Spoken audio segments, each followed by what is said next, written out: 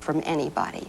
But now we have to start saying to kids, look, suppose someone were to come and say to you, Mommy is waiting for you in the car. Would you go?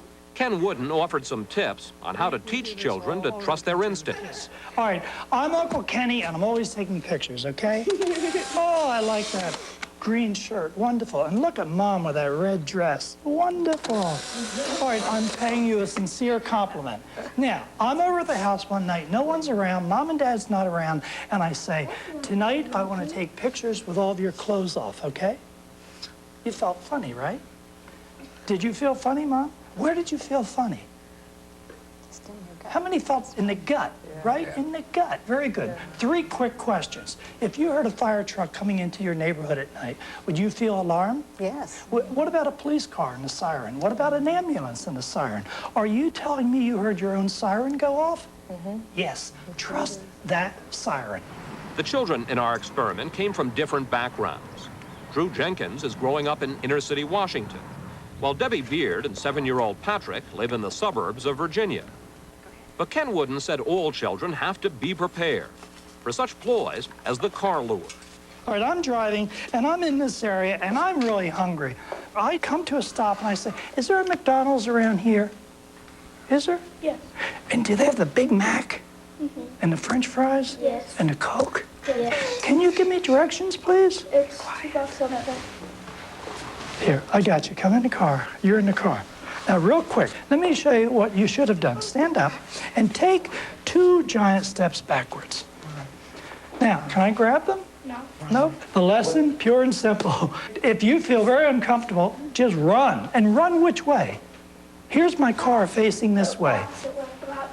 The opposite. Outstanding, Patrick. Wonderful. Which brought us back to our experiment in the playground, where the children went off to find Shorty.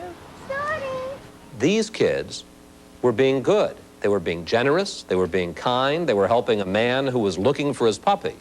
How do you keep those qualities alive in a child while at the same time keeping the child alive? We do this every single day. We do it when we tell kids not to eat street food. We do it when we tell kids, you know, to be careful about bullies. This is what it means to be a parent, is to constantly walk this line between exposure and protection. We use the analogy that they can relate to, and the analogy we use is the weather. If there was a lightning storm, Sarah, would you go out and play? No. If there was a hurricane, would you go out and play? Or a blizzard? Of course not. But most days, can you go out and play? Isn't it safe for the most part? Yes. People are like that. We just have to watch out for those human hurricanes that use tricks or they just grab a kid. But for the most part, most people are loving and caring in this country, and we have to make that point. What's up, Matt? After our experiment, our parents are trying to find the right balance. Sonia Edmond has stepped up role-playing with her kids. For instance, asking 6-year-old Ronald what he'd do if he were invited to a stranger's house. You wouldn't go in the house because they might grab you and like suffocate you. Do you worry at all that the result of this is that you're going to be so vigilant, so protective, so pounding into your kids, you're going to scare them? You're going to traumatize them? I think you will at first, until we learn to mellow out as parents. I think we will be overzealous a little bit at first, and then when we learn and become more confident in our abilities again, we'll start to be able to tell when we're pushing too much or when we're not pushing enough. It's better to err on the side of safety. You can always draw back some. But if your child is gone or something terrible happens, you can't go back and redo it. We hope that helps with some of your questions.